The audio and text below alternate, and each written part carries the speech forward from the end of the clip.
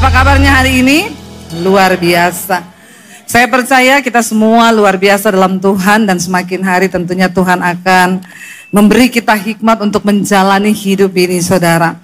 Seringkali apa yang terjadi dalam hidup kita tidak bisa memahaminya sekarang, tapi ketika satu saat nanti kita pasti akan tahu. Makanya ketika engkau sedang menjalani proses, nggak usah protes, tapi jalani dengan ucapan syukur. Amin. Yuk kita baca bersama dulu, saudara, Ayub 37. Kita tahu bersama Ayub adalah seorang yang mengalami penderitaan yang begitu hebat karena Tuhan izinkan. Ketika Allah mencabut pagar perlindungan, maka Ayub kena dalam saat yang bersamaan. Dia bangkrut, semua kekayaannya habis, anak-anaknya mati, bahkan dia mengalami sakit yang begitu luar biasa di tubuhnya, saudara. Tetapi Ayub masih bisa berkata, terpujilah Tuhan, Tuhan yang memberi, Tuhan yang mengambil, terpujilah nama Tuhan. Ya, seringkali saya kemarin merenungkan ketika selesai membaca kitab Ayub itu, wow, luar biasa ternyata kitab ini. Kenapa ditulis? Supaya kita banyak belajar. Siapa yang sudah membaca kitab Ayub sampai selesai? Yang ikut mesbah doa pasti sudah selesai, ya. Karena kita membahas penuh, ya, kitab Ayub. Saudara harus membaca. Kalau saudara ngaku Kristen, saudara baca kitab Ayub. Amin. Itulah orang Kristen ini, ya. Hidupnya banyak masalah, tapi nggak mau baca. Banyak pergumulan, tapi nggak mau belajar dari firman Tuhan. Janji saudara pulang harus baca kitab Ayub.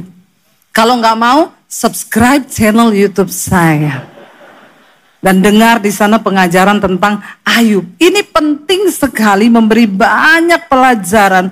Saya sendiri diberkati loh, saudara. Waktu saya membaca kitab Ayub itu, wow, luar biasa. Dari kitab Ayub kita ini bisa belajar jadi jemaat yang tidak baper koper bagasi. Apa itu baper? Bawa perasaan. Apa itu koper? Korban perasaan. Kalau saudara jadi baper koper, nanti saudara jadi bagasi. Bahagia enggak, sedih iya. Bilang kanan kirimu, no baper, no koper, no bagasi.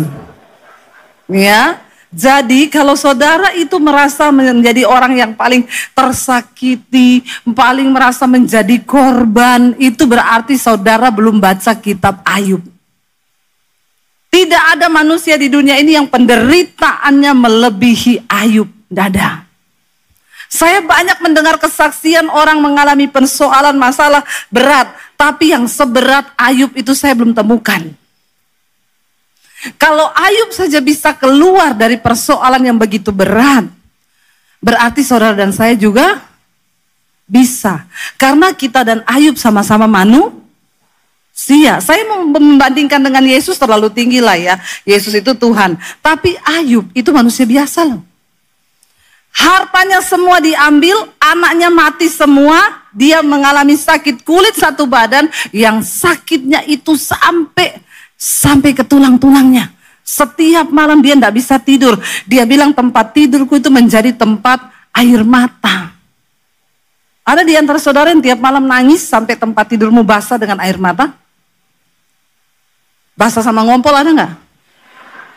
Ya, saya yakin tidak ada. Kita tidak menderita sehebat Ayub. Dan saya baru menyadari kenapa kitab Ayub itu ditulis, ternyata begitu penting. Supaya kita orang Kristen menghadapi hidup ini, kita belajar untuk bersyukur. Jangan kau merasa paling menderita. Jangan kau merasa paling hebat penderitaanmu.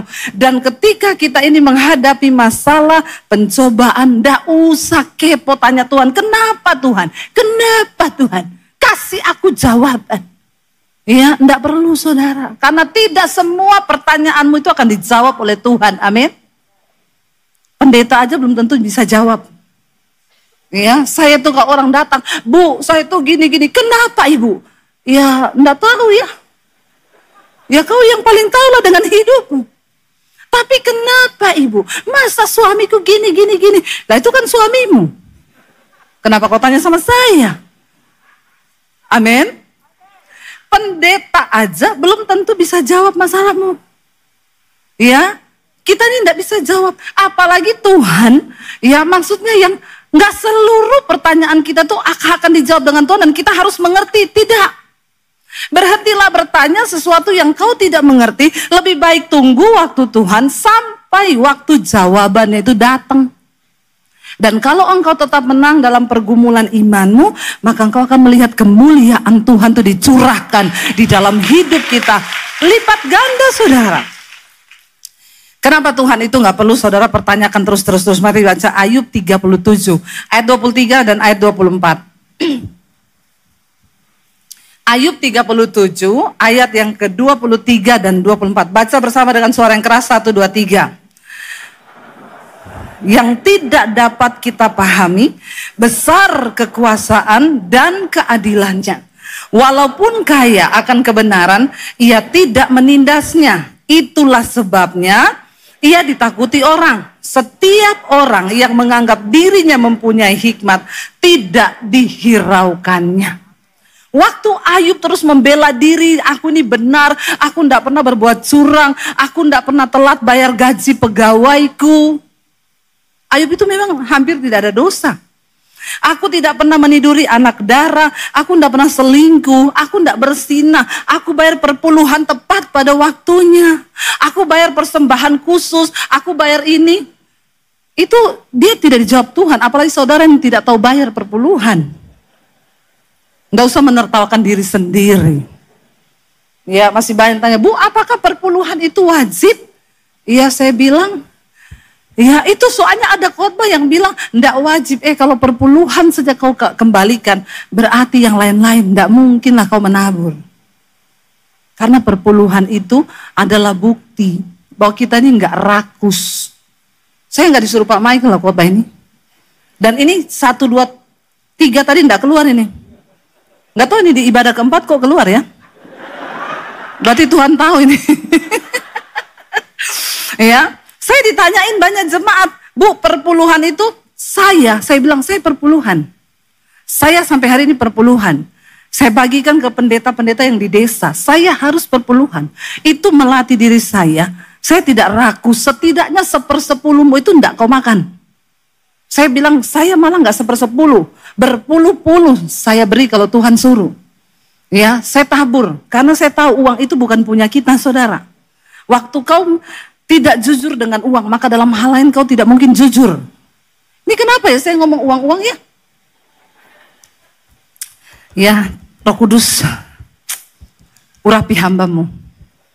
Lu benar saudara, Ayub itu membela diri di hadapan Tuhan. Bayangkan, aku enggak pernah telat bayar gaji, aku enggak pernah telat ngasih persembahan, aku enggak pernah telat bayar ucapan syukur, aku menyembelih korban, aku begini, bahkan kalau anak-anaknya pergi dugem, anak-anak Ayub itu suka bikin pesta sampai larut malam. Kalau mereka pesta-pesta sampai pagi, Ayub itu menyembelih korban, dia persembahkan. Karena apa? Dia bilang, aku takut jangan-jangan anakku tadi malam berdosa. Loh, kurang apa coba?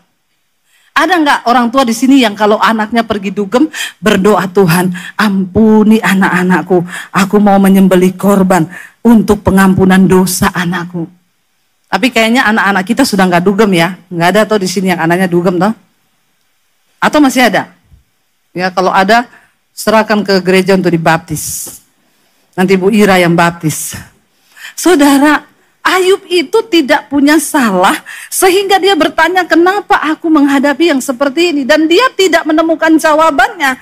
Lalu ada seorang temannya dia, 3 orang sahabat Ayub itu sesat karena mereka menuduh Ayub itu menyembunyikan dosa besar, makanya dia menderita. Saudara, Ayub menderita bukan karena dia berdosa.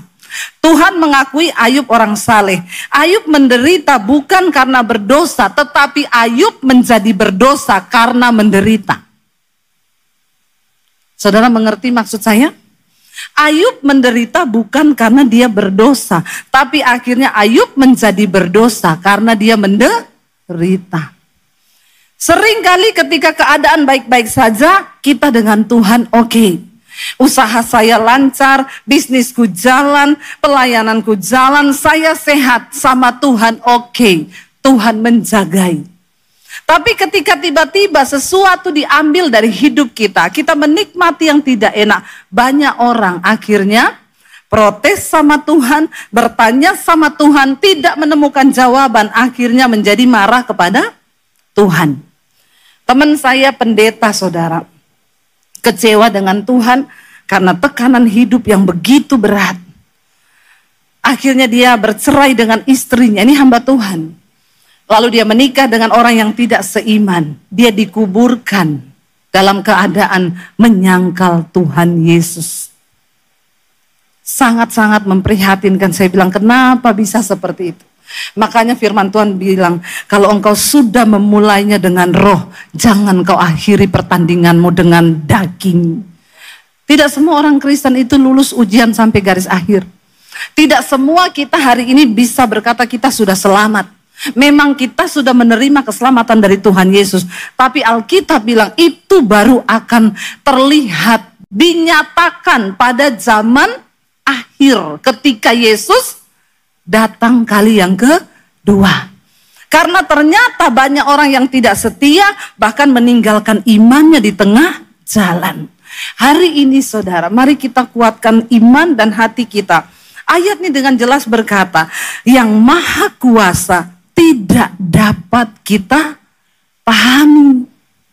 Dengan kepintaran kita sebagai manusia, kita berusaha untuk memahami Tuhan, itu tidak bisa. Otak kita ini terlalu kecil. Dipakai untuk mikir bayar cicilan bulan depan aja bisa jebol ini otak. Iya enggak? Waduh, jatuh tempo nih bulan depan nih, gimana ya? Cokot, sakit kepala, pakai koyok, pakai ini, pakai itu, minum Paramek.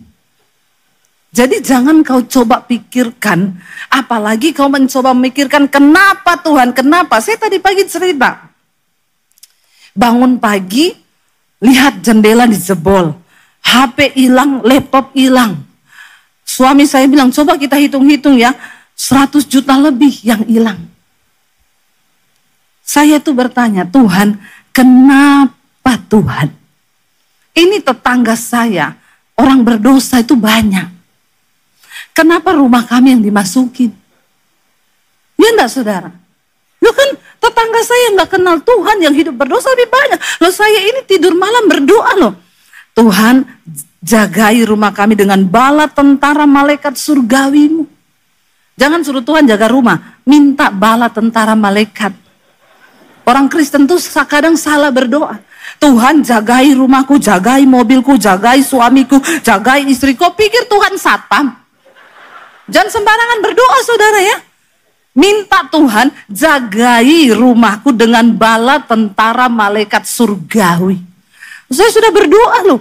Yang jaga rumah saya bala tentara malaikat surgawi. Kira-kira maling tembus enggak? Tembus? Tembus saudara. Tembus, makanya bangun pagi hilang di total 100 juta lebih. Ya Tuhan, kenapa Tuhan? Kan lebih enak kalau saya bangun pagi gitu, saya lihat ada maling tergantung di atas pagar saya. Lalu saya bilang, kenapa kau di situ? Saya tadi malam mau masuk, tiba-tiba ada satu kekuatan menggantung saya di pagar ibu. Saya maling bu. Kan kayaknya kesaksiannya pasti jemaat tepuk tangan toh. Kalau saya bersaksi begitu, dahsyat, luar biasa memang dijaga sama bala tentara malaikat surgawi.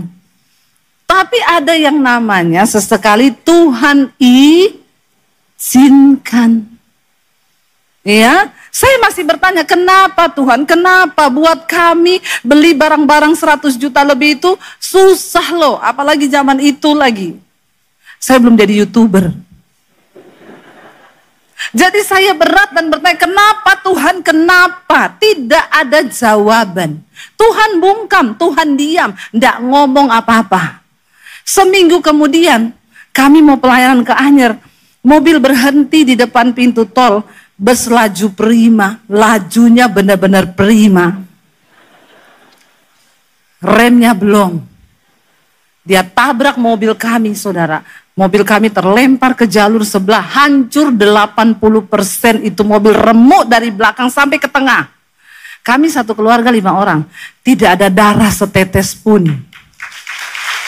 Nah, itu dijagai bala tentara malaikat surgawi itu. Tapi kan ceritanya harusnya tidak begitu. Loh, secara manusia benar nggak sih saudara? Kan saya bilang Tuhan harusnya nggak begitu Tuhan. Kami ini mau berangkat berdoa. Jauhkan kami dari segala mara bahaya, kecelakaan, bala tentara malaikat surgawi memagari mobil kami. Ya, dari segala kejahatan malapetaka. Di mobil putar lagu-lagu rohani. Anak-anak nyanyi, saya nyanyi, suami nyanyi, suara 1, 2, 3. Udah kayak konser kita di mobil. Saking semangatnya nyanyi, tertidurlah semua. Ya tapi suami saya tidak. Lagi berhenti mau bayar tol. Bus laju prima dari arah sini, itu posisinya menurun saudara. Di Anyer. Tiba-tiba dia hantam mobil kami terlempar ke sebelah. Saudara tahu waktu kita beresin barang-barang, polisi bilang angkat dulu semua barang-barang gak penting, mobil ini harus dideret. Kita ambil barang-barang, itu lagunya di dalam mobil saya. Ku bersyukur selalu sebab engkau yang mengasihiku. Sakit dah. Jangan tertawa, itu sakit saudara. Sakit. Rasanya Tuhan enggak pantas loh, enggak pantas. Kecuali kami ambil barang-barang lagunya, abang ini, lihat-lihat bodiku yang seksi. Itu pantas karena lagi nyanyi lagu dangdut. Lagi goyang gak karu-karuan di dalam. Ini lagi penyembahan, coba kurang rohani apa? Belum terjawab rumah kemalingan, ditabrak saudara.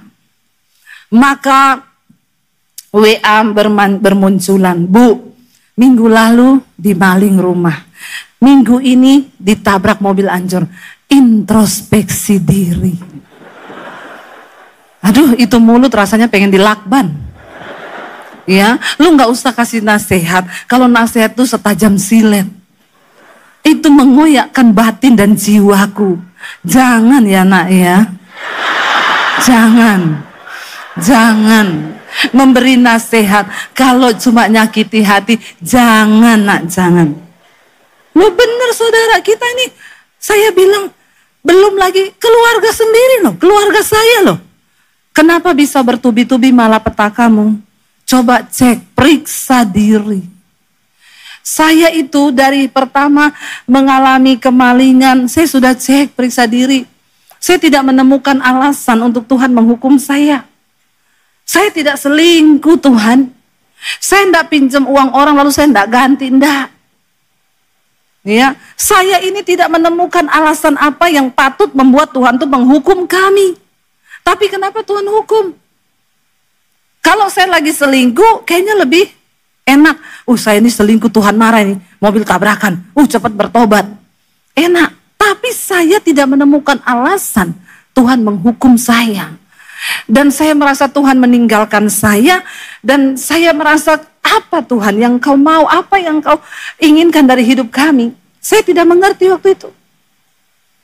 Justru karena bertubi-tubi itulah saya semakin mencari Tuhan. Saya membaca Alkitab. Singkat cerita saudara, Tuhan ganti mobil kami itu dari asuransi waktu itu hanya diganti 4 juta. Karena dia bilang tidak bisa diperbaiki Bu, ini mobil dianggap rongsokan.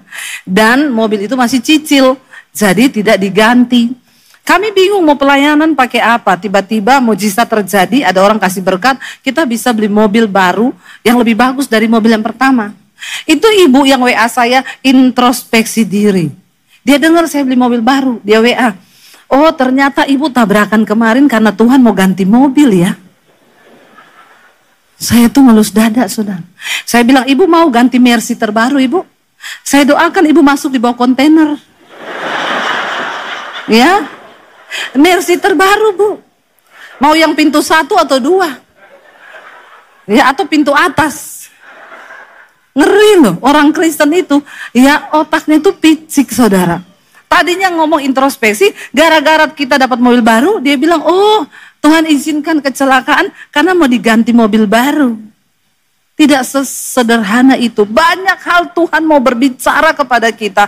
Walaupun dia tidak terselami. Tapi saudara, berusahalah untuk tetap percaya kepada janjinya. Kita buka bersama Ayub pasal yang ke-40 saudara. Ayub pasal yang 40 kita lihat di sana. Ketika akhirnya ayat Ayub 30 dulu. Ayub 30 ayat 15 sampai 31. Ini keluhan Ayub kepada Tuhan yang membuat dia itu akhirnya menjadi berdosa di hadapan Tuhan. Kita baca bersama dengan suara nyaring, ya, jangan diam saja, ayo baca Alkitab, ya. Kedahsyatan apa? Ditimpakan kepadaku, kemuliaanku diterbangkan seperti oleh angin, dan bahagiaku melayang hilang seperti awan. Oleh sebab itu jiwaku hancur dalam diriku. Hari-hari kesengsaraan mencekam aku. Pada waktu malam tulang-tulangku seperti digerogoti. Dan rasa nyeri yang menusuk tak kunjung berhenti. Oleh kekerasan yang tak terlawan, koyaklah pakaianku dan menggelambir sekelilingku seperti kemeja. Ia telah menghempaskan aku ke dalam lumpur dan aku sudah menyerupai debu dan abu. Aku berseru minta tolong kepadamu, tetapi engkau tidak menjawab. Aku berdiri menanti, tetapi engkau tidak menghiraukan aku. Ayat yang berikutnya, engkau menjadi kejam terhadap aku, engkau memusuhi aku dengan kekuatan tanganmu. Saudara, dalam keadaan seberat apapun, jangan pernah menuduh Tuhan jahat, apalagi berkata Tuhan kejam. Kejam itu tuh di atasnya jahat loh. Kita kalau ngomong ke orang kamu tuh jahat, itu masih agak-agak. Tapi kalau saudara udah bilang kamu tuh kejam. Kejam itu konotasinya itu jahat banget loh. Itu jahat banget. Ketika engkau sedang tidak mengerti apa yang engkau alami hari ini, tetaplah berusaha meyakinkan dirimu bahwa rencana Tuhan itu tidak pernah gagal atas hidup kita. Penderitaan seringkali membuat kita ini memberontak dari Tuhan. Kita mengeluh dan kita berkata, di mana Tuhan? Kenapa kau tidak menjawab? Ayub berkata, engkau menjadi kejam terhadap aku, bahkan engkau memusuhi aku. Itu yang saya alami ketika kami tabrakan, setan datang berkata, Tuhan itu menghukummu. Di mana Tuhanmu? Dia tidak bisa jaga kau, dia nggak bisa kasih kau perlindungan. Bahkan ketika kau berseru, Tuhan juga tidak dengar. Saudara, Tuhan itu ada, dia mendengar. Masalahnya Tuhan itu tidak kasih bocoran ketika kita dicobai. Tuhan tuh tidak ngomong sama Yusuf, Yusuf nanti kamu itu akan saya kasih visi besar. Kalau kamu cerita, saudara-saudaramu akan benci sama kamu akan dibuang ke dalam sumur, lalu kamu akan dijual menjadi budak. Tapi tenang saja Yusuf, di Mesir kamu akan ketemu dengan Potifar, nanti Potifar akan angkat kamu. Tapi nanti istrinya akan goda kamu. Tapi kamu jangan tergoda, karena setelah itu kamu akan dipenjara. Tuhan tidak kasih bocoran seperti itu. Karena kalau kita sudah tahu hasil akhir dari pergumulan kita, itu namanya bukan lagi ujian. Namanya ujian itu kita tidak tahu jawaban apa. Tapi yang pasti kita harus tahu dalam hati kita bahwa Tuhan itu baik dan dia tidak pernah merancangkan yang salah atas kehidupan kita anak-anaknya yang selalu percaya kepada dia. Amin saudara? Amin. Cuma memang manusia ini kan kepo. Selalu ingin tahu, ya. Saya tadi siang bersaksi di sini, ya dulu waktu SMA kita lagi mau ujian Eptanas, saudara. Itu ujian yang paling akhir menentukan kita lulus sekolah SMA atau tidak. Kita malam itu belajar kelompok sampai jam 10 malam. Sudah mau bubaran, ada orang datang. Kalian besok ujian kan Eptanas, besok fisika dan matematika, iya. Saya punya kunci jawaban. Kamu mau beli enggak? Sekian ratus ribu, kita urunan berapa orang untuk bayar yang namanya kunci. Semua orang kalau menghadapi ujian, maunya mendapatkan kunci. Kalau saudara jadi saya, pada waktu itu, saudara lagi belajar, tiba-tiba orang datang tawari kunci jawaban. Saudara beli enggak? Siapa yang bilang enggak? Pencitraan. beli ya. Kalau belum bertobat, berarti ibu sudah bertobat ya. Cuma satu orang, tepuk tangan. Nanti ambil sepeda di bawah ibu ya. Nggak tahu sepedanya siapa. Lalu saudara, kami belilah. Apalagi waktu itu saya memang belum bertobat saudara. Kami urunan beli. Besoknya ujian. Dengan muka sukacita. Tidak berkeringat. Kami ujian. Tutup mata. A, B, C, D, E. Karena sudah dihafal di luar kepala. Padahal fisika dan matematika untuk mendapatkan jawaban kita perlu berhitung. Ya ini kali ini, aduh ya pakai rumusnya apa lagi ini gini. Tekanan berbanding lurus dengan gaya, makin banyak gaya makin banyak tekanan. Itu hukum fisika ya. Jadi saudara, kita tidak perlu pakai coret-coretan, langsung karena dihafalkan AA, BB, CC, DD, DD, BB, AA, BB. Udah tinggal dihafal. Waktu keluar sik 15 menit selesai. Tapi nggak usah isi benar semua lah, kasih salah 3. Supaya tidak dicurigai tuh. Karena kesempurnaan itu milik Allah. Lalu saudara, kita udah keluar. Gurunya bilang, cepat sekali. Yes, namanya juga ujian Pak, nggak tahu benar atau tidak, itu daripada pusing kita tulis saja. Udah selesai, tiba-tiba mobil patroli datang di sekolah. Wiu, wiu, wiu, wiu. Kita sudah curiga, aduh ada apa ini ya? Semua anak-anak masuk ke kelas, pengumuman. Jadi ini barusan ada kasus, ada yang mencuri kunci jawaban Eptanas dan dijual belikan. Orangnya sudah ditangkap tadi malam dan dia bersaksi, ada beberapa siswa dari sekolah ini yang membeli. Jadi yang saya sebutkan nama-nama ini tolong keluar dan langsung ketemu dengan Pak Polisi. 1, Debbie Basir. Jangan tepuk tangan Pak. Bikin malu. Ya, saya keluar, oh Tuhan ya, naik mobil patroli. Yang tidak ada atapnya dan kita dikelilingkan satu kota saudara pakai baju sekolah SMA. Aduh, waktu itu memang aku masih anak sekolah. 3 SMA. Lalu kita turun di kantor polisi, dibawa masuk interogasi. Kenapa? Kalian memang beli soal itu? Betul Pak. Kenapa kalian beli? Saya yang menjawab. Saya mau tanya, kalau Pak Polisi jadi kami, tolong Bapak jawab jujur. Kira-kira Bapak lagi belajar keras, ada orang tawari soal, Bapak beli enggak? Jawab jujur Pak. Polisinya bilang, saya yang interogasi kau. Kenapa jadi kau yang interogasi? Tapi puji Tuhan, akhirnya dia mengerti dan dia memahami. Dia bilang begini, iya juga sih.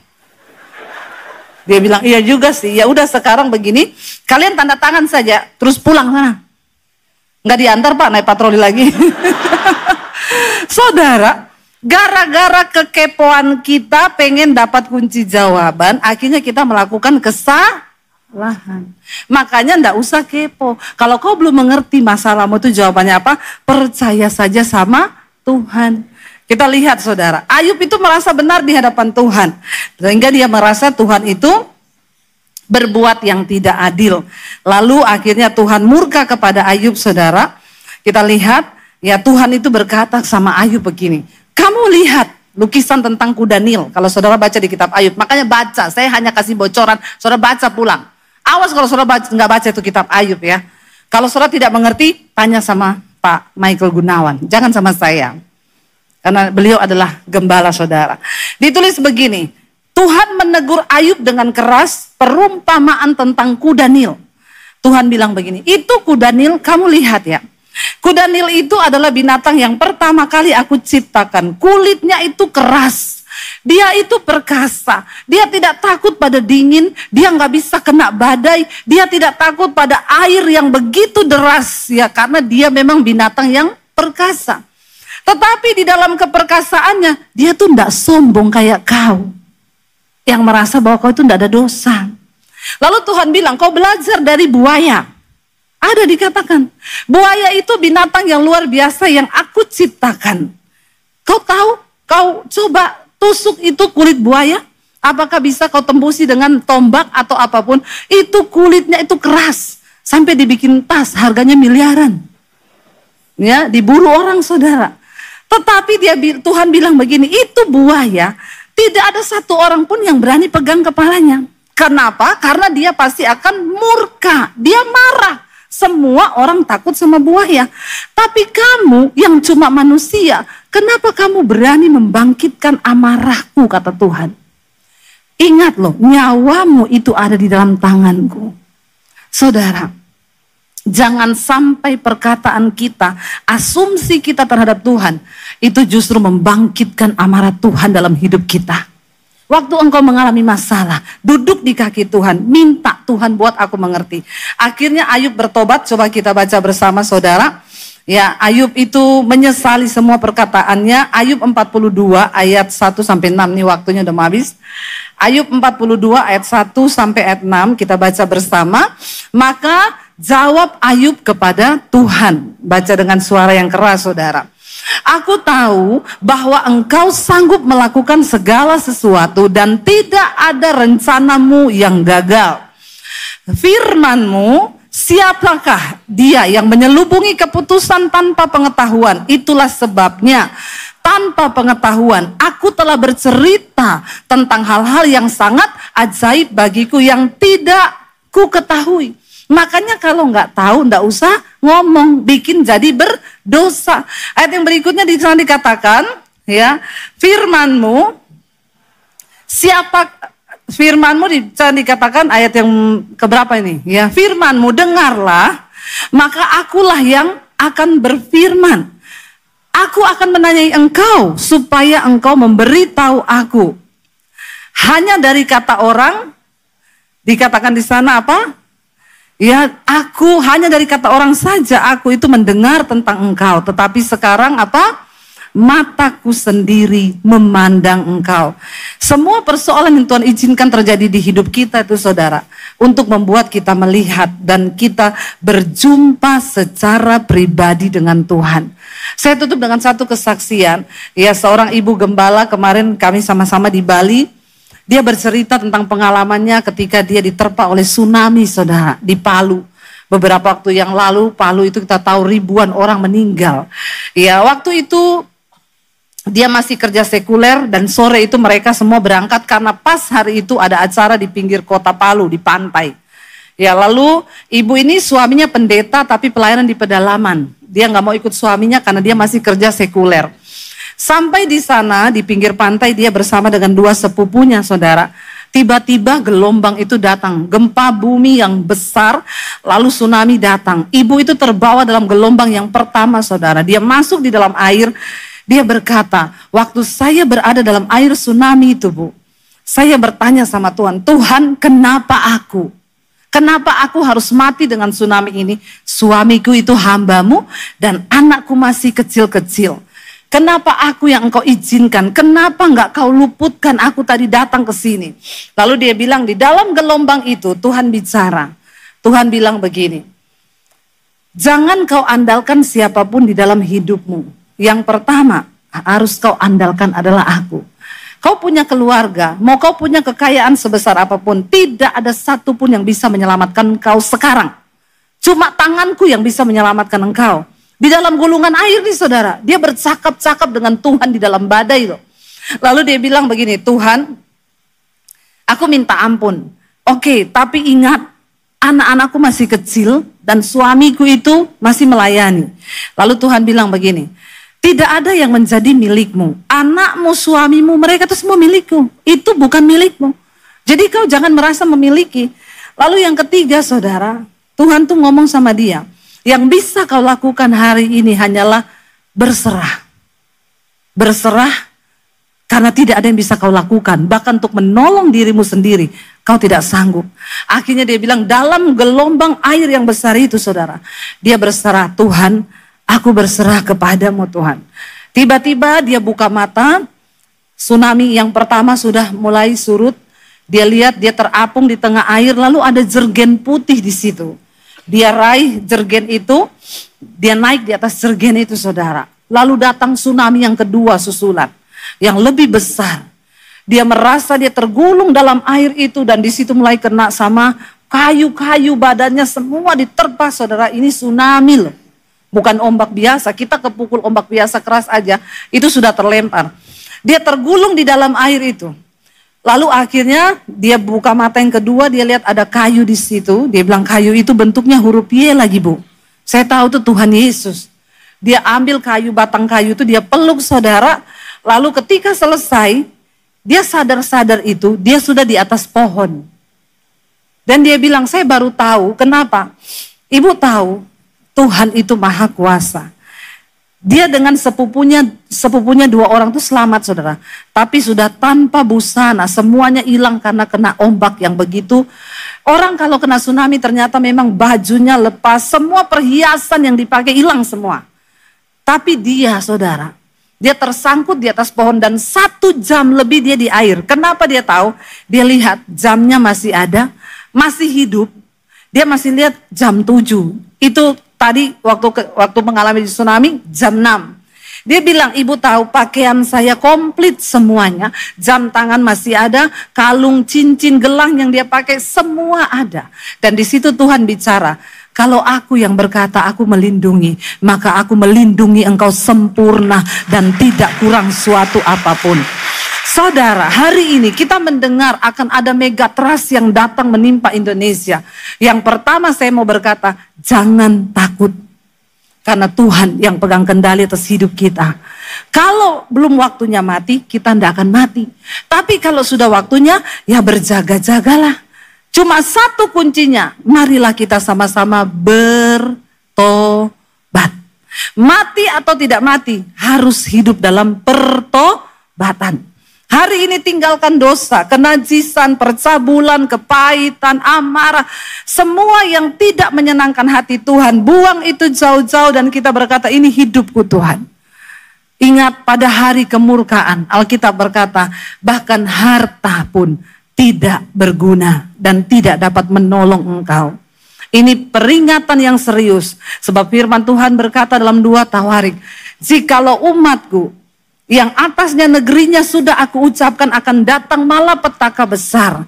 Tapi mereka berbalik, meninggalkan dosanya, mencari wajahku, berbalik dari jalan yang jahat, dan datang berserah kepadaku. Maka aku akan mendengar doa mereka, teriakan mereka, dan aku akan memulihkan negeri mereka.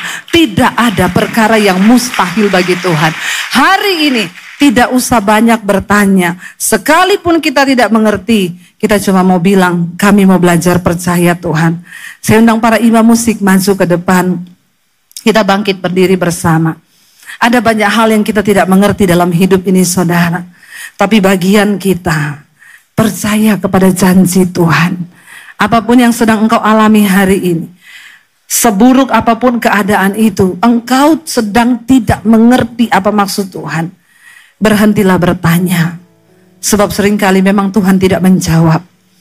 Tapi dia mau engkau mulai teguhkan imanmu kepada dia. Tidak selamanya kita harus mengerti jalan Tuhan. Tapi untuk selamanya kita harus belajar percaya kepada Tuhan. Sekalipun mengikuti jejaknya itu berat. Seringkali apa yang kita mau secara daging tidak terjadi.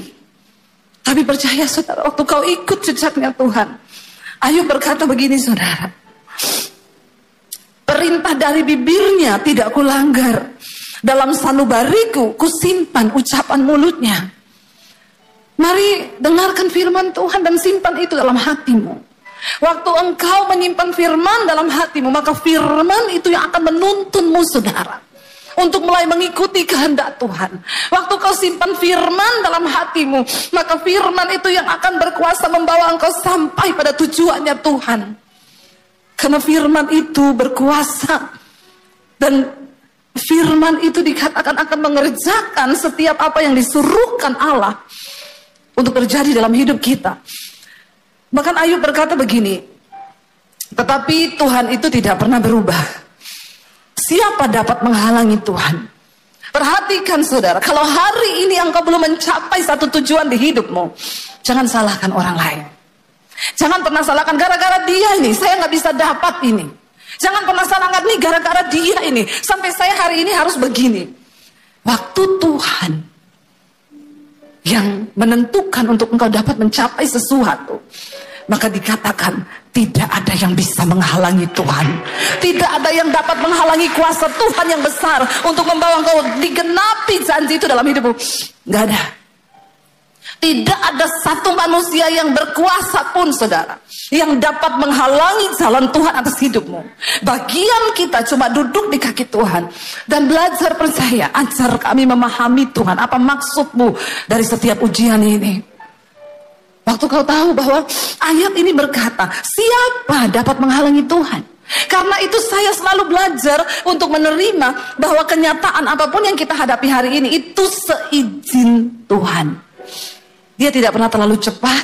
Tuhan gak pernah buru-buru, saudara. Walaupun kita udah gebelet banget pengen dapetin itu, tapi Tuhan bilang tunggu. Kalau aku belum berkata, itu gak akan terjadi. Waktu kita mengerti cara Tuhan ini, kita gak mudah menyalahkan orang lain gara-gara dia itu. Sampai saya gak bisa begini, gara-gara dia itu. Stop. Karena Tuhan, kalau dia sudah menetapkan sesuatu, ayat ini berkata, tidak ada satu pun yang dapat menghalangi Tuhan. Tidak ada satu kuasa pun yang dapat menghalangi kehendak Tuhan terjadi. Apa yang dikehendakinya, perhatikan. Ayat ini berkata begini, saudara. Baca bersama. Apa yang dikehendakinya dilaksanakan juga. Karena apa? Ia akan menyelesaikan apa yang ditetapkan atasku. Dan banyak lagi hal yang serupa, ya, dimaksudkannya. Tuhan akan melaksanakan ketetapannya atas hidup kita. Hari ini bagian kita berkata, Tuhan, tuntun aku berjalan di dalam jejak-Mu. Hari ini banyak hal yang tidak kami mengerti. Waktu-waktu ke depan mungkin masa yang suram, kekelaman. Tapi waktu Engkau datang dan berkata pada Tuhan, aku mau Tuhan ajar kami memahami semua rencana-Mu atas hidup kami.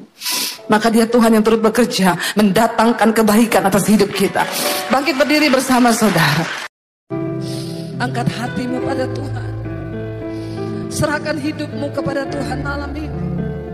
Ini adalah titik balik. Bilang, Tuhan, biar malam ini menjadi titik balik hidupku kepada Tuhan.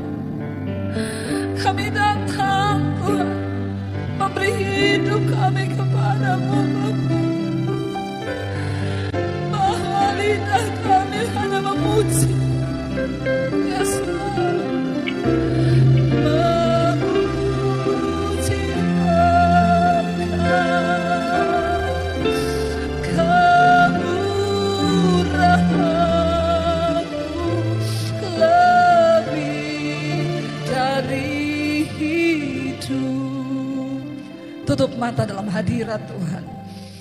Bapa, lihat setiap hati kami malam ini. Kami datang, Tuhan. Tuhan yang tahu hidupmu masing-masing, saudara. Dan malam ini dia cuma mau Engkau beri hidupmu yang sungguh-sungguh bagi dia. Tidak peduli dosa apapun yang sedang hari ini Engkau lakukan. Tuhan tidak pernah melihat masa lalu, tapi dia tunggu Engkau yang sekarang untuk menyerahkan hidupmu kepada Tuhan.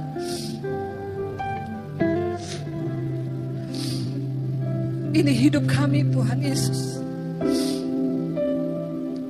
Berapa banyak di antara saudara yang mau sungguh-sungguh menyerahkan hidupmu pada Tuhan? Angkat tanganmu di tempatmu, saya akan berdoa.